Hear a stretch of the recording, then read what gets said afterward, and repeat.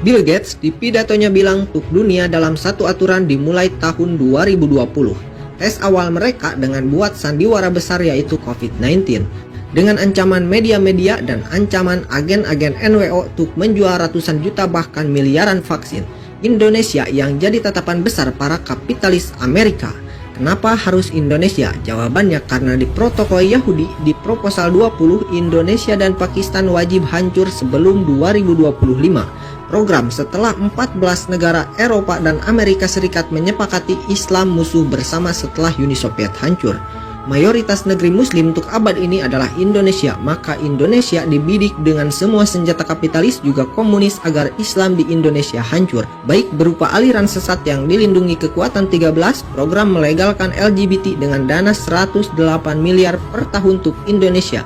Penghancuran ekonomi umat, impor besar-besaran juga impor tenaga kerja asing dan asing di saat pemuda-pemudi Indonesia banyak yang jadi pengangguran. Dan senjata paling ampuh untuk habisi umat Islam seperti kata PM Israel, 1 peluru, 2 rudal, 3 suntik. Ini program besar dari 2020, entah sampai kapan. Dilihatlah potensi sosok besar dalam negeri yang berhasil dengan program vaksin terbaik dan juga banyak jadi pujian rakyat. Diangkat semua media untuk bikin iklan, dibuat buzzer untuk menyerang dengan tulisan medsos agar nama makin melejit tinggi dan luas. Tapi tidak ada yang sadar kalau mereka hanya jadi boneka mainan para mafia-mafia politik oligarki yang hanya 500.000 keluarga, tapi menguasai semua sistem di bumi ini. Umat yang tadinya ikut imam pun akan lompat pagar meninggalkan para pemimpin-pemimpinnya demi iming-iming jabatan juga amplop tanpa seri.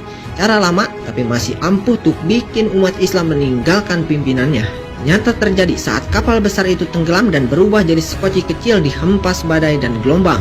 Potret masa-masa konstitusi diagung-agungkan dari ayat suci. Hukum globalis ditinggikan dari hukum hadis. Mempertahankan iman di akhir zaman bagai menggenggam bara api. Taat pada imam di masa ini jadi isapan jempol belaka. Sistem ini terlalu kuat.